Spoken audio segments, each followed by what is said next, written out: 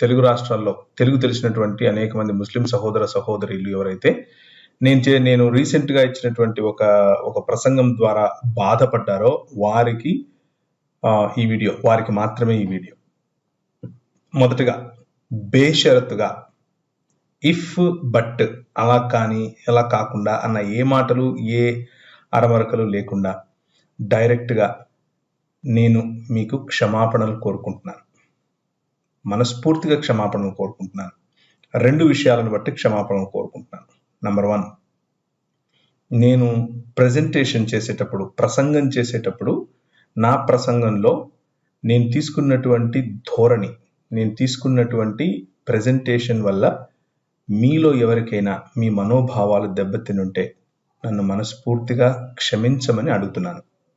2వది, నేను తీసుకున్నటువంటి ధోరణిలో నేను చెప్పిన కంటెంట్ ఒకవేళ తప్పు అయితే దాన్ని నాకు మీరు వివరిస్తే నేను క్షమాపణ చెప్పటానికి సిద్ధము. అలాగే ఇస్లామీ సాహిత్యం అని వాడాల్సిన చోట మొహమ్మద్ గారు అని వాడినందుకు మనస్ఫూర్తిగా క్షమాపణ కోరుకుంటున్నాను. ఇస్లామీ సాహిత్యంలో ఉన్న మాటలు నేను ఇప్పుడు మీకు చెప్పి చూపిస్తాను. కానీ దానికి ముందుగా నా ఉద్దేశం క్రైస్తవ భావజాలంలో స్త్రీకి ఉన్నటువంటి ప్రాధాన్యతను చెప్పటమే కానీ ఇస్లామీ సాహిత్యంలో కొందరు మొహమ్మద్ గారి యొక్క అనుచరులుగా చెప్పుకుంటున్నటువంటి వారు ఇస్లామీ సాహిత్యంలో ఎందుకని మొహమ్మద్ గారిని తక్కువ చేసి, మొహమ్మద్ గారికి స్త్రీల పట్ల తప్పుడు అభిప్రాయం ఉంది అన్నట్లుగా వాళ్ళు రాశారు. అలా రాయకుండా ఉంటే బాగుండేది అన్న ఉద్దేశంతో అలా రాసి మొహమ్మద్ గారికి ఉన్నటువంటి గౌరవాన్ని కించపరుస్తున్నారా అన్న ప్రశ్నతో చెప్పినటువంటి మాటలు మళ్ళీ చెప్తున్నాను. ఇస్లామీ సాహిత్యంలో కొందరు స్త్రీలను తక్కువ చేసి చూపిస్తూ, స్త్రీలకు ప్రార్థనకు వచ్చే అవకాశం కూడా లేకుండా, వారికి సెంట్లు పూసుకునే అవకాశం కూడా లేకుండా వారిని సంకుచితంగా అదిమి వేస్తున్నారు, త్రొక్కేస్తున్నారు అన్నటువంటి బాధ. ఇది మొహమ్మద్ గారు చెప్పారా చెప్పలేదా అన్నది మీరు చెప్పాలి, ఇస్లామీ సాహిత్యకారులు చెప్పాలి. నా ఉద్దేశంలో ఒకవేళ మొహమ్మద్ గారు నిజంగా బైబిల్ చెప్పేటటువంటి ప్రవక్తల జాబితాలో ఒకరైతే తప్పకుండా ఇలా చెప్పి ఉండరు. క్రైస్తవ భావజాలాన్ని ఆయన చెప్పి ఉండేవారు. కానీ ఇస్లామీ సాహిత్యంలో కొందరు ఇస్లామీ నాయకులుగా చెప్పుకున్నవారు మొహమ్మద్ గారు ఇలా చెప్పారు అంటూ ఆయన పైన చూపించినటువంటి, ఆయనను తప్పుడుగా చిత్రీకరిస్తూ రాసినటువంటి మాటలను నేను మీ ముందు తీసుకొచ్చే ప్రయత్నం చేస్తున్నాను. ఒకసారి దయచేసి గమనించండి. ఇది నేను కనిపెట్టినటువంటి వెబ్సైట్ ఏమీ కాదు. ఈ వెబ్సైట్లో ఉన్నటువంటి అహదీసులను నేను అదే పనిగా మళ్ళీ నా దగ్గర ఉన్న హార్డ్ కాపీస్తో వెరిఫై చేసి చూశాను. ఇవన్నీ కూడా వీళ్ళు రాసినట్లుగానే అహదీసులలో ఉన్నాయి. Women's prayer at home is more rewarding, అంటే స్త్రీలు ఇంట్లో ప్రార్థనలు చేసుకుంటేనే మంచిది, వాళ్ళు మసీదుల్లోకి రాకుండా ఇళ్లలో చేసుకుంటేనే మంచిది అని చెప్తూ రాసినటువంటి దాని గురించినటువంటి అహదీసులు.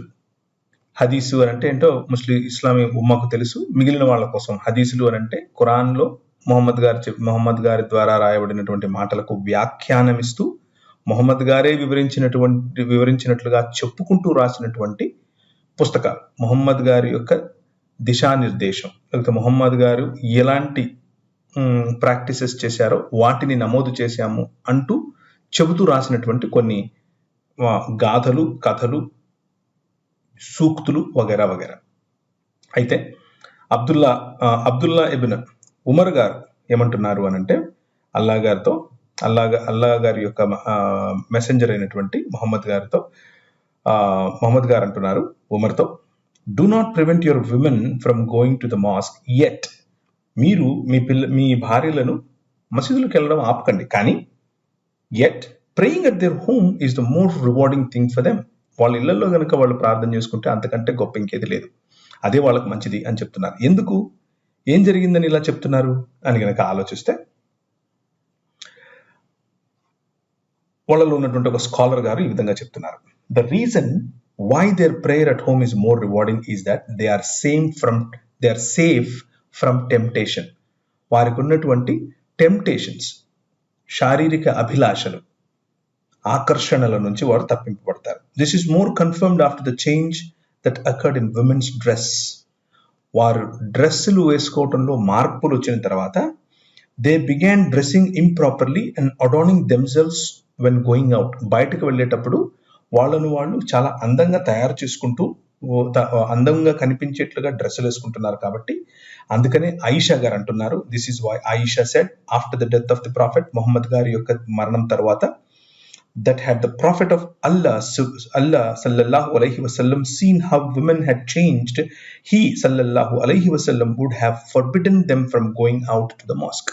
ఒకవేళ ఇలా జరుగుతుంది, ఇలా గనక మొహమ్మద్ గారు కనుక చూసింటే వాళ్ళను నిజానికి మొహమ్మద్ గారు అనుమతించే వారే కాదు. నేను నా వీడియోలో చెప్పింది ఇదే. కాకపోతే నేను పురుషుల కోణంలో నుంచి చెప్పాను, ఆయిషా గారు స్త్రీల కోణంలో నుంచి, మరియు పురుషులను ఏ విధంగా అట్రాక్ట్ చేస్తున్నారు, పురుషులను ఏ విధంగా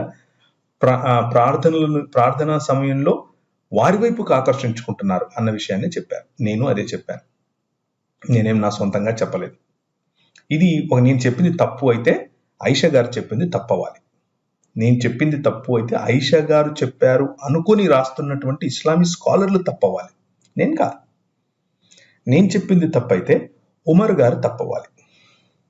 నేను చెప్పింది తప్పైతే ముహమ్మద్ గారు ఇలా చెప్పారు అనుకుంటూ రాస్తున్నటువంటి హదీసులు తప్పవ్వాలి. దయచేసి ఆలోచించండి. నాకేమీ ఇబ్బంది, నాకు ఏ ప్రాబ్లం లేదు. అది కూడా నేను ఒక కాంటెక్స్ట్లో చెప్పాను. ఏంటా కాంటెక్స్ట్?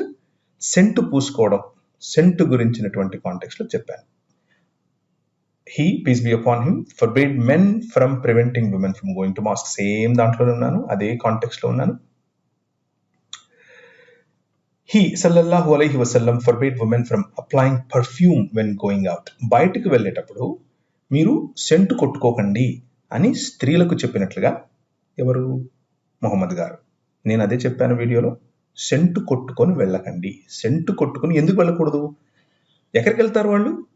మసీదులకు వెళ్తారు ప్రార్థనకు, బజారుకు వెళ్తారు, అంతకుమించి ఇంకెక్కడికి వెళ్తారు? ఆ రోజుల్లో ఇంకే పని లేదు. మసీదు బజారు తప్ప వేరే పని లేదు. పురుషులతో వాడు సొంత భర్తలతో వెళ్ళినా, స్వయంగా వెళ్ళినా మసీదులు, మార్కెట్లు, అంతకుమించి ఏముంటాయి? Abu Hurairah, a companion, narrated that Messenger of Allah sallallahu alaihi wasallam said, do not prevent your women going to the mosque, but let them not perfume.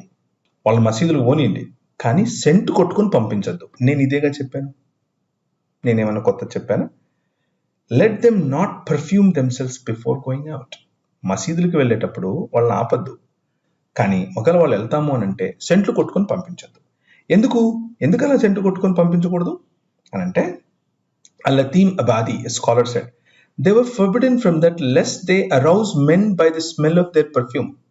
వాళ్ళు కొట్టుకుంటున్నటువంటి పర్ఫ్యూమ్స్ కారణం చేత, సెంటుల కారణం చేత పురుషుల్లో లైంగిక వాంఛలు పెరుగుతున్నాయట.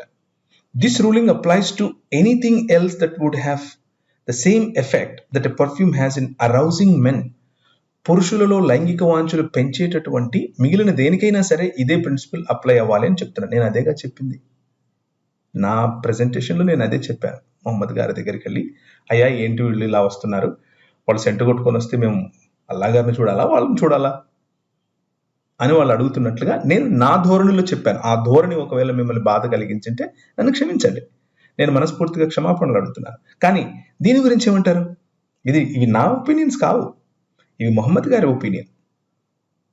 మొహమ్మద్ గారి ఒపీనియన్ అంటూ మీ స్కాలర్స్ రాసినటువంటి పుస్తకాలు, వాటిని మీరు ప్రశ్నించండి.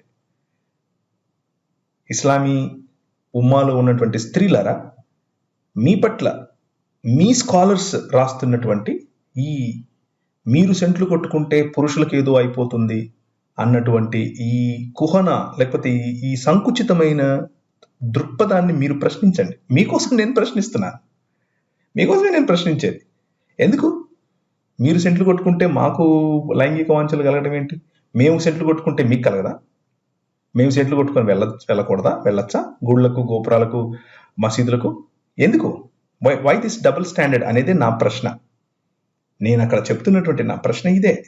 Zainab, the wife of Abdullah ibn Masud, narrated that the Messenger of Allah sallallahu alaihi wasallam said to us, when any one of you come to the mosque, she should not apply perfume. ఇదేగా ఈ context లోనే నేను చెప్పాను. మళ్ళీ నా video చూడండి. Scent పూసుకుని మసీదుకి వెళ్ళొద్దు. మొహమ్మద్ గారికి ఇష్టమైనటువంటివి ఏవి ఆయనే చెప్పారు. ఈ లోకంలో నాకు 3 ఇష్టం. ఒకటి స్త్రీలు, రెండవది సెంటు, మూడవది మేక మాంసం. ఆయనే చెప్పారు. ఇదొక అహదీసు, ఇదొక సహీ అహదీసు, నేను కొత్తగా చెప్పింది ఏం కాదు. ఆయనకి ఇష్టమని స్త్రీలు కూడా పర్ఫ్యూమ్స్ పూసుకుంటే ఇప్పుడు ఆయన ఏం చెప్తున్నారు, మీరు అది పూసుకుంటే మేము లైంగిక వాంఛలతో రగిలిపోతున్నాం కాబట్టి మీరు పూసుకొని మసీదులకు రావద్దు. ఇదేగా నేను చెప్పింది అదే. Abu Hurairah narrated that the messenger of Allah sallallahu alaihi wasallam said, whoever (bracket lo woman) perfumes herself should not join us in the night prayer. రాత్రిపూట ప్రార్థనలకు మీరు రాకండి సెంటు పూసుకొని. నేను ఇదే చెప్పాను. ఇది నా ఒపీనియన్ కాదు. ఇది ఎవరిది?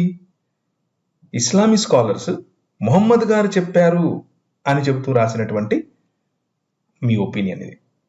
ఈ ఒపీనియన్ ఈ రోజుల్లో ఇది కరెక్ట్ అంటారా? ఈ ఒపీనియన్ ఇలా ఉండటం వల్ల ఈక్వాలిటీ కనిపిస్తుందా ఇక్కడ? నేను అదే ప్రశ్నించాను. కానీ ద కింగ్డమ్ ఆఫ్ గాడ్, దేవుని రాజ్యం, ఈ రాజ్యంలో స్త్రీకి పురుషునికి మందిరంలోనికి, మందిర ఆవరణంలోనికి, ప్రార్థనలోనికి రండి, కమాన్. మీరు వేసుకునే దుస్తులు, మీరు పూసుకున్నటువంటి సెంట్లు కాదు, నీ మైండ్ని ఆఫ్ చేసుకుని దేవుని వైపు నువ్వు చూడు అన్నదే నేను చెప్పాను.